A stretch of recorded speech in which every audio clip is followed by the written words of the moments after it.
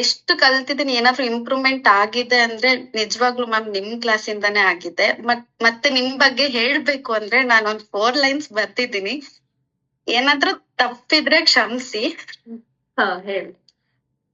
ಪ್ರೀತಿಯ ಮ್ಯಾಮ್, ಎಲ್ಲರ ಮನಸ್ಸನ್ನು ಅರ್ಥ ಮಾಡಿಕೊಳ್ಳುವ ತಾಯಿ ನೀವು, ಎಲ್ಲರಿಗೂ ಸ್ಪಂದಿಸುವ ಹಿತೈಷಿ ನೀವು, ಎಲ್ಲರ ತಪ್ಪನ್ನು ಸಿಹಿಯಿಂದ ತಿದ್ದುವ ಟೀಚರ್ ನೀವು, ಎಲ್ಲರ ಗೆಲುವನ್ನು ಬಯಸುವ ದೇವತೆ ನೀವು, ಯಾವಾಗಲೂ ಸುಪ್ರಿಯಳಾಗಿ ಮಿಂಚಬೇಕು ನೀವು ಎಂದು ಬಯಸುವವರು ನಾವು. ಇಂತಿ ನಿಮ್ಮ ಪ್ರೀತಿಯ ಸ್ಟೂಡೆಂಟ್.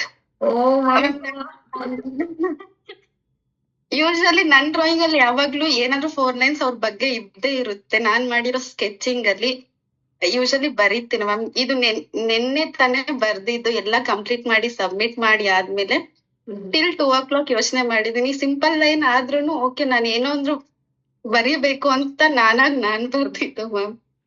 ಇದು ಮೇ ಬಿ ಅದ್ರಲ್ಲಿ ಯಾವ ವರ್ಡ್ಗೂ ನಾನ್ ಡಿಸರ್ವ್ ಆಗ್ತೀನೋ ಇಲ್ವೋ ನನಗೆ ಗೊತ್ತಿಲ್ಲ.